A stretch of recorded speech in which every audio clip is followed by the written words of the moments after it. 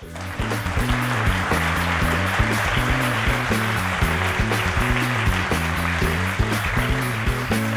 afternoon. Today I want to share with you my leadership utopia. And when I was discussing this with a friend of mine, he was asking, leadership in utopia? Would we even need leadership in utopia? Isn't utopia finally the place and the moment where we can get rid of all of these leaders and live free? Well, I don't know. I think in a utopia there will be humans, hopefully. And if there are humans, there will hopefully still be social beings as well. And whenever there are social beings, they come together as well and form sometimes groups, sometimes organizations as well. And when there are these organizations, then I think the words of Peter Drucker are true. Only 3 things happen naturally in organizations: friction, confusion, and underperformance. Therefore, you don't need anything, but everything else requires leadership. So I do think also in utopia we should look at a leadership. But the question is, what kind of leadership? Should we look at the hero model of leadership, where the shining star is the ideal person? I don't know. Today I want to explore with you a different kind of leadership. And for this, I want you to do a little thought experiment. Think about the best leader you have ever worked with. Take a couple of seconds. Think about that person. What did he or she do, say, and so on? Now, all of you will have experienced other people, but I would dare to say, I don't think you will have things like, well, you know, the way that person yelled at me in the morning, that was excellent. That was just brilliant, the way, and I wanted always to have more. Probably not. Probably that person would have done different things. And I want to explore that together with you. Now, I do think leadership is an interesting thing, and sometimes it's over-glorified, but whenever you become a leader, and I had the chance to lead small teams, large organizations, non-profit, profit organizations, whenever you become a leader, you have like a rendezvous with reality. Leadership is a bit like parenting, right? You have all these visions and ideas what you will do, and then you're in the moment, and then what I would call the leadership problem formula kicks in. And probably the people you have thought about just a second ago have mastered this formula. What does that formula look like? Every leader and every of you who has ever been in a leadership position might have faced these challenges. I think every leader faces the leadership problem formula, and that goes TLT times people times power. First one is TLT, which for me stands for too little time. There's just not enough time to do things, and you can't pass it around to, oh, somebody will take care of it. No, it's you, and then you need to do something. And what many people then fall back in is what I would call the headless chicken syndrome. They run around and say, oh, no, you do that, you do that, you do that, you do that. And that might then not be the greatest leadership. Then comes as well people. All leaders have to deal with people. And for me, I'm always reminded of my very first official leadership position, more than 10 years ago. So I would have my first direct reports, and the first direct report was coming into the room, and I had it all lined up. I had the vision, I had the team spirit, I had the story to tell, basically. And that was a very assertive young gentleman who came to me and said, Lars, that's all nice, but I have a question for you. Actually, I studied the email policy of the company. And you know, I have a motto I live by, and I always include this, and I have this for the past 5 years, I always include this in my email signature. Can I do this as well in this company? And there I was with all my stories and with all my vision and so on. It was like, what? Is that what leadership is all about? So I was studying the manuals for 2 hours and so on. Finally, we said, okay, let's go ahead with this one. But everybody who's ever led will see like it's not always about the glorious and shiny things, but it's all about the little things, the little discussion that we have to do. The last element is power, and that's an interesting one. There's a very interesting study done at the University of Berkeley in '98, and they brought in random students and selected them randomly in groups of 3. And from these groups of 3, 2 of them had to do a 2-hour assignment. And one of them was randomly assigned to be the supervisor. And then, as social science experiments goes, there was a special twist to it. At half an hour, the researchers then brought in cookies. And of course, it was videotaped. And then they observed what happens actually there. They had some hypothesis. And sure enough, the people who were randomly assigned to be supervisors, significantly ate more of the cookies, but not only this. They actually left significantly more of the breadcrumbs as well on the table, like I'm this, and it was very visually measurable. And that just shows, after 30 minutes of random higher status, this power thing kicks in. It's something within us in humans, and I think that is also something we need to take care of. Now, I do think these are the classic leadership problems that are not very often taken care of, but I think in a utopia, we need to address those. So how do we do that? What is the way out? For this one, I think we need to travel back in time. Actually, almost 1900 years, to Rome, to a person called Marcus Aurelius. Now, some of you might know Marcus Aurelius. Marcus Aurelius is one of the predominant figures of the Stoic school of philosophy. The Stoics, like the Zen of the West, almost. But Marcus Aurelius is interesting for leadership because he was running a little, little side business also on the side. He had a little side job in moonlighting. He was, and that's why on the statue, he's also, you see him there on a horse as well.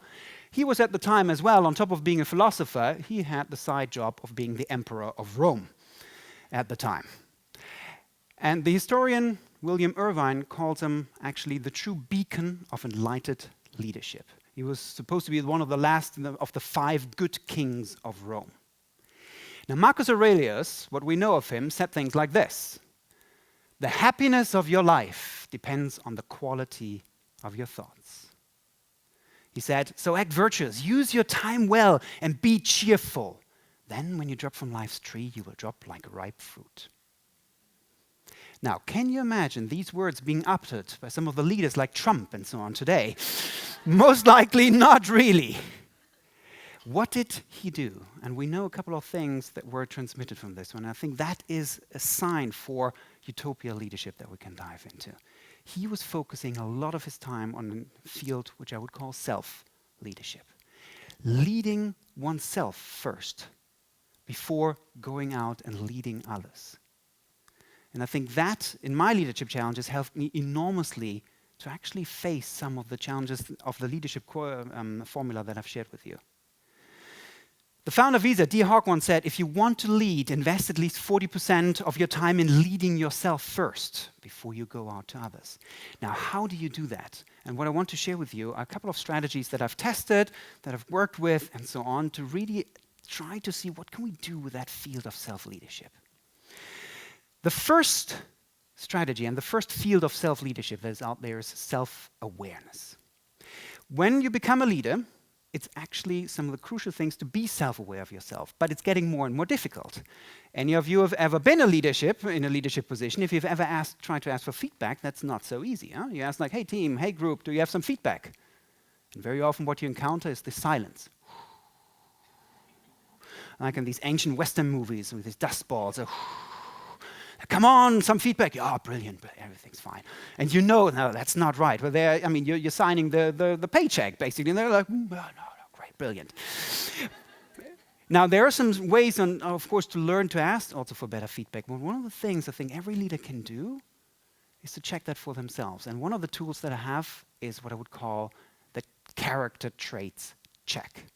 A character traits check. You can do that on a rainy Sunday.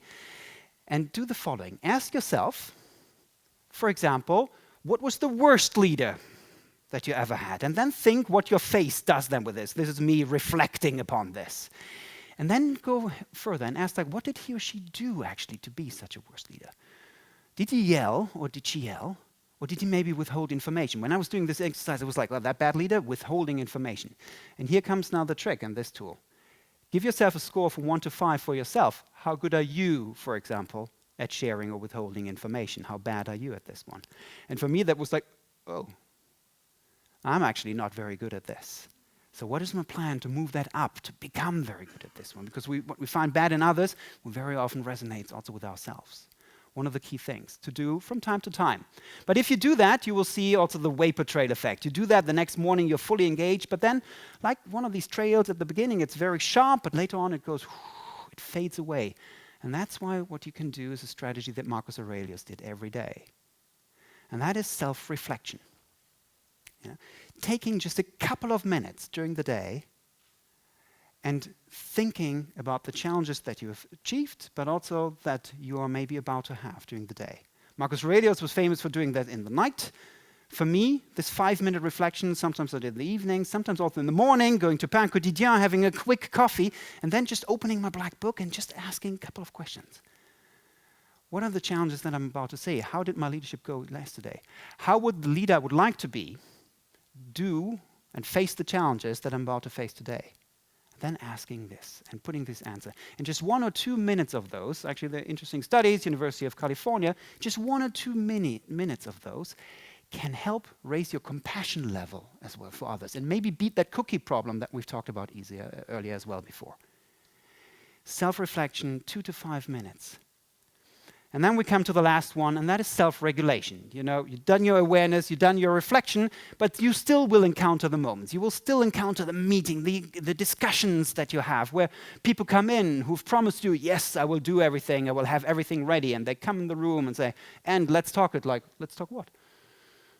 The report you said was ready. Oh, sorry, I don't have this.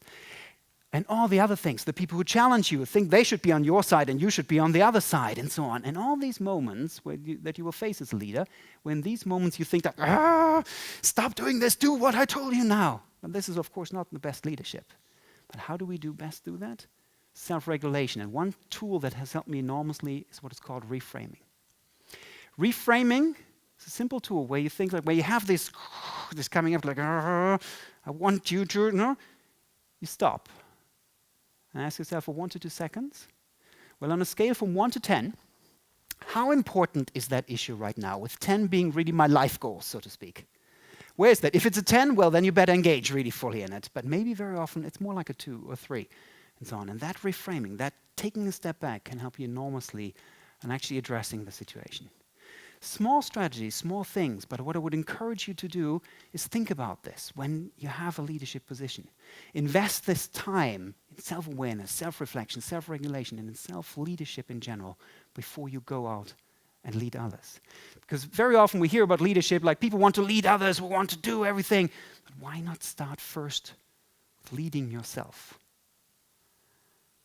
I think if we all did this, this will lead to leadership utopia that we can strive for. And I think we can start all by doing now.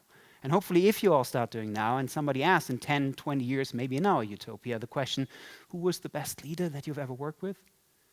Then maybe they think of you. Thank you.